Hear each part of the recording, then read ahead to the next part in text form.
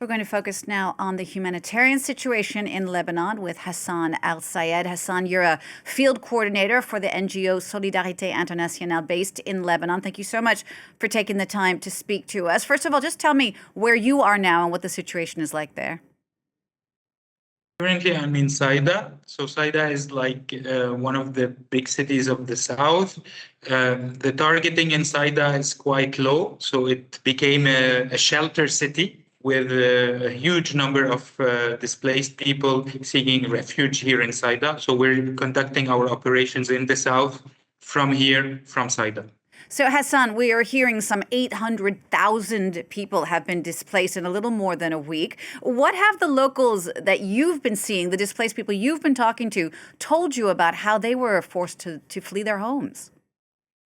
Yeah, I mean, the figure 800,000, this is roughly 1/6 of the country's population. 15% of the Lebanese population has been displaced in just a few days. People are seeking refuge anywhere. People had to leave like within minutes in the middle of the night, taking nothing but their families. They took hours and hours to reach what they hope be safe areas. And now you have around 100,000 people living in collective shelters, so schools with very low access to water, there no food, all basic necessities are lacking today for most of the populations that have been displaced. So given that, what are NGOs like yours doing to make sure these people have aid to survive? To be honest, we're doing what we can, given the limited resources the humanitarian sector has today. We realign some of our current projects. We're in contact with donors to be able to scale up. We started distribution, Solidarités International started distribution as of day one of the crisis, targeting collective shelters with food parcels, with hygiene kits, with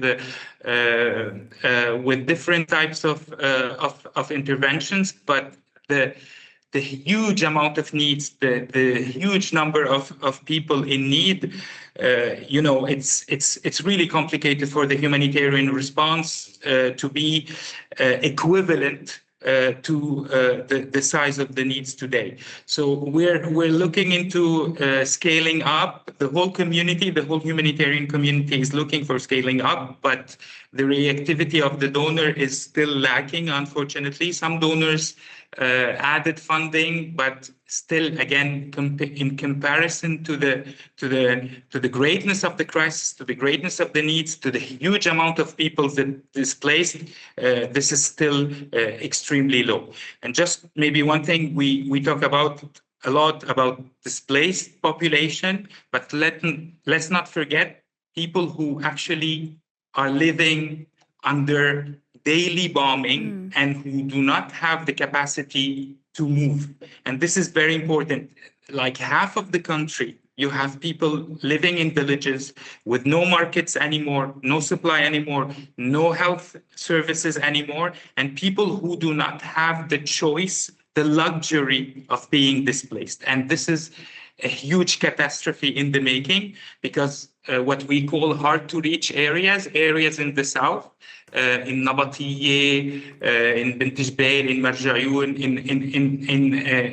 in Sur, in Tir, people are still there. Hundreds of thousands of people are still there. Many of those, like female-headed households, people with special needs, disabilities, people who cannot move, who are stuck, who are being besieged, bombed on daily basis. And our work today as Solidarités International, our responsibility as humanitarian workers is not only to support the IDPs in collective shelters, out of collective shelters, but also these people who are stuck in these areas and who absolutely need our support.